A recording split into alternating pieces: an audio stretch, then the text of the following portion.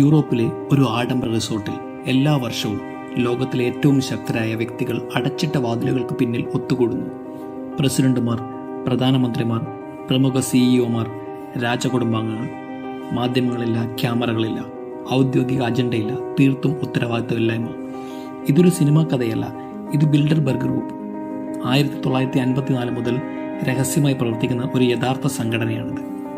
ആദ്യ കൂടിക്കാഴ്ച നടന്ന നെതർലൻഡ്സിലെ ഹോട്ടൽ ഡി ബിൽഡർബർഗിന്റെ പേരിലാണ് ഈ സംഘം അറിയപ്പെടുന്നത്. എന്നാൽ ഈ ആഡംബര മതിലുകൾക്കുള്ളിൽ യഥാർത്ഥത്തിൽ എന്താണ് നടക്കുന്നത്? ലോകത്തെ സ്വാധീനിക്കുന്ന ആഗോള നയങ്ങളും സാമ്പത്തിക മാറ്റങ്ങളും ഇവിടെ ചർച്ച ചെയ്യപ്പെടുന്നുണ്ടോ? ഭാവിയിൽ യുദ്ധങ്ങൾ സംഭവിക്കുന്നതിന് മുൻപുള്ള ധാരണകളാണോ? അതോ വിവിധ രാജ്യങ്ങളിലെ നേതാക്കളുടെ വളർച്ചയെ സ്വാധീനിക്കുന്ന നീക്കങ്ങളാണോ ഇവിടെ രഹസ്യമായി നടക്കുന്നത്? ഒരു കുറിപ്പോ രേഖയോ അവിടെ സൂക്ഷിക്കാറില്ല. സംസാരിച്ചവരുടെ പേര് പോലും വെളിപ്പെടുത്താതെ കർശനമായി രഹസ്യമായി സൂക്ഷിക്കണമെന്നാണ് അവിടുത്തെ നിയമം. ഇതൊരു സ്വകാര്യ സമ്മേളനം മാത്രമാണെന്നാണ് ചിലർ പറയുന്നത്. മറ്റുള്ളവർ ഇതിനെ ഭൂമിയിലെ ഏറ്റവും ശക്തമായ രഹസ്യ സർക്കാർ എന്ന് വിശേഷിപ്പിക്കുന്നു. ഇവിടെ ഒരു ട്വിസ്റ്റുണ്ട്. ഈ മീറ്റിംഗിന്റെ അസ്തിത്വത്തെ അവർ ഒരിക്കലും നിഷേധിക്കുന്നില്ല.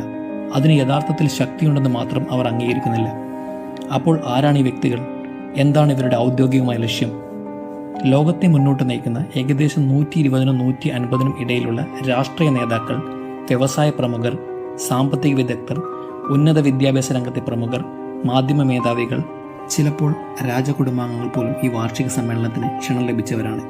2ാം ലോക മഹായുദ്ധത്തിനു ശേഷം യൂറോപ്പും വടക്കേ അമേരിക്കയും തമ്മിൽ സഹകരണം വളർത്തുക, ഭാവിയിലെ വലിയ സംഘർഷങ്ങൾ ഒഴിവാക്കുക എന്നതായിരുന്നു ബിൽഡർബർഗിന്റെ സ്ഥാപക ലക്ഷ്യം. സാമ്പത്തികം, സാങ്കേതിക വിദ്യ, സുരക്ഷ, ഭൗമരാഷ്ട്രീയം തുടങ്ങിയ ആഗോള വിഷയങ്ങളിൽ തുറന്ന ചർച്ചകൾ നടത്തുക എന്നതാണ് തങ്ങളുടെ ഉദ്ദേശമെന്ന് അവർ പറയുന്നു.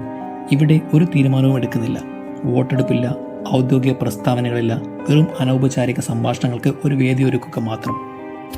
എന്നാൽ ഈ ഔദ്യോഗിക വിശദീകരണങ്ങൾക്കപ്പുറം ബിൽഡർബർഗിനെ ചുറ്റിപ്പറ്റിയുള്ള നിഗൂഢതയാണ് സംശയങ്ങൾക്കിടയാക്കുന്നത്. ചാത്തം ഹൗസ് റൂൾ എന്ന നിയമപ്രകാരമാണ് ഇവിടെ മീറ്റിംഗുകൾ നടക്കുന്നത്. ഇതിനർത്ഥം ലഭിച്ച വിവരങ്ങൾ ഉപയോഗിക്കാം, പക്ഷേ സംസാരിച്ചയാളുടെയോ പങ്കെടുത്തയാളുടെയോ പേരോ വിവരങ്ങളോ വെളിപ്പെടുത്താൻ പാടില്ല. ആലോചിച്ചു നോക്കൂ, ലോകത്തെ സ്വാധീനിക്കാൻ കഴിവുള്ള വ്യക്തികൾ സ്വകാര്യമായി സംസാരിക്കുമ്പോൾ ആ വിവരങ്ങൾ ആര് എങ്ങനെ ഉപയോഗിക്കുന്നു എന്ന് നമ്മൾ അറിയുന്നില്ല. കനത്ത സുരക്ഷയാണ് ഓരോ മീറ്റിങ്ങിനും. സായുധരായ കാവൽക്കാർ, ആകാശത്തെ ഡ്രോണുകൾ, ഹോട്ടലുകൾ പൂർണ്ണമായും പൂട്ടിയിടും. മാധ്യമങ്ങൾക്ക് പ്രവേശനമില്ല. ലോകത്തെ വലിയ മാധ്യമങ്ങളൊന്നും ഈ കൂടിക്കാഴ്ചയെക്കുറിച്ച് കാര്യമായി റിപ്പോർട്ട് ചെയ്യാത്തത് എന്തുകൊണ്ടാണ്? ഈ ചോദ്യം തന്നെ വലിയ ഗൂഢാലോചന സിദ്ധാന്തങ്ങൾക്ക് തിരികൊളുത്തുന്നു. ആരാണ് ഇവിടെ എത്തുന്നത്? വെറും അധികാരത്തിലിരിക്കുന്നവർ മാത്രമല്ല, പലപ്പോഴും വലിയ പദവികളിലേക്ക് എത്താൻ സാധ്യതയുള്ളവരും ഇവിടെ പങ്കെടുക്കുന്നതായി കാണാം. ബിൽ ക്ലിന്റൺ US പ്രസിഡന്റാകുന്നതിന് മുൻപ് ബിൽഡർബർഗ് സമ്മേളനത്തിൽ പങ്കെടുത്തു. ഇമ്മാനുവൽ മാക്രോൺ ഫ്രഞ്ച് പ്രസിഡന്റാകുന്നതിന് മുൻപ് ഒരു ബാങ്കർ എന്ന നിലയിൽ ഇവിടെ എത്തി. ടോണി ബ്ലെയർ പ്രധാനമന്ത്രിയാകുന്നതിന് മുൻപും ഇത് സംഭവിച്ചു. ഇതൊരു യാദൃച്ഛികത മാത്രമാണോ? അതോ ഭാവി നേതാക്കളെ ഒരുക്കുന്ന ഒരു പ്രക്രിയയാണോ? Henry Kissinger, Jeff Bezos, Christine Lagarde, NATO, IMF മേധാവികൾ തുടങ്ങിയ പ്രമുഖരെല്ലാം ഇവിടെ സ്ഥിരം സാന്നിധ്യമാണ്. ബിൽഡർബർഗ് ഔദ്യോഗികമായി ഒരു നയവും തീരുമാനിക്കുന്നില്ലെന്ന് പറയുമ്പോഴും വിമർശകർ വിശ്വസിക്കുന്നത് ഇതിനപ്പുറം വലിയൊരു കഥയുണ്ടെന്നാണ്. ഇതൊരു നിഴൽ ലോക സർക്കാർ ആണെന്നും ലോകകാര്യങ്ങൾ തിരശ്ശീലയ്ക്ക് പിന്നിൽ നിന്ന് നിയന്ത്രിക്കാൻ ശ്രമിക്കുന്ന ഒരു രഹസ്യ സംഘമാണിതെന്നും അവർ ആരോപിക്കുന്നു. Bilderberg Group, World Economic Forum, Trilateral Commission, Council on Foreign Relations എന്നിവയെല്ലാം പരസ്പരം ബന്ധിപ്പിക്കപ്പെട്ട ഒരു അദൃശ്യ നയരൂപീകരണ ശൃംഖലയുടെ ഭാഗമാണെന്നും ചിലർ വാദിക്കുന്നു. പലിശ നിരക്കുകൾ, എണ്ണ നയം, സൈനിക നടപടികൾ, ഡിജിറ്റൽ നിരീക്ഷണം, നിർമ്മിത ബുദ്ധി, മാധ്യമങ്ങളുടെ വിവരണം തുടങ്ങിയ പല ആഗോള വിഷയങ്ങളെയും ഇവർ സ്വാധീനിക്കുന്നുണ്ടെന്ന് ആരോപണങ്ങളുണ്ട്.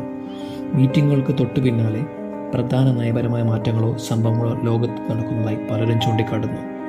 യൂറോ കറൻസിയുടെ രൂപീകരണം, ചില വിവാദപരമായ എണ്ണ പ്രതിസന്ധികൾ എന്നിവയിലെല്ലാം ബിൽഡർബർഗിന് പങ്കുണ്ടെന്ന് സിദ്ധാന്തങ്ങളുണ്ട്. എല്ലാ വർഷവും ലോകത്തിലെ വിവിധ ആഡംബര ഹോട്ടലുകളിലാണ് ബിൽഡർബർഗ് മീറ്റിങ്ങുകൾ നടക്കുന്നത്. Washington DC, Turin, Copenhagen, Montreux, Madrid തുടങ്ങിയ സ്ഥലങ്ങളിലെല്ലാം അടുത്തിടെ കൂടിക്കാഴ്ചകൾ നടന്നിട്ടുണ്ട്. എന്നാൽ മീറ്റിംഗിന്റെ സ്ഥലം അവസാന നിമിഷം വരെ അതീവ രഹസ്യമായി സൂക്ഷിക്കുന്നു. ഇത് അവരുടെ നിഗൂഢത വർദ്ധിപ്പിക്കുന്നു. ഈ രഹസ്യ സ്വഭാവത്തെ അവർ ന്യായീകരിക്കുന്നത് തുറന്നതും സത്യസന്ധവുമായ സംഭാഷണങ്ങൾക്ക് സ്വകാര്യത അത്യാവശ്യമാണെന്നാണ്. എന്നാൽ വിമർശകർ ചോദിക്കുന്നത്, ലോകത്തിൻ്റെ ഭാവിയെക്കുറിച്ച് ചർച്ച ചെയ്യുന്ന ഇത്രയും വലിയ ശക്തികൾക്ക് പൊതുജനത്തോട് ഉത്തരവാദിത്തം വേണ്ടേ എന്നാണ്. മീറ്റിങ്ങുകളുടെ ഔദ്യോഗിക രേഖകളില്ലാത്തത് വാദങ്ങൾക്കും സംശയങ്ങൾക്കും ആക്കം കൂട്ടുന്നു. ചിലർ പറയുന്നു ഇത് വെറും ചർച്ചകൾ മാത്രമാണെന്ന്. മറ്റുള്ളവർ ഇതിനെ ആഗോള ശക്തിക്കായുള്ള ഒരു ഡ്രസ് റിഹേഴ്സൽ എന്ന് വിളിക്കുന്നു.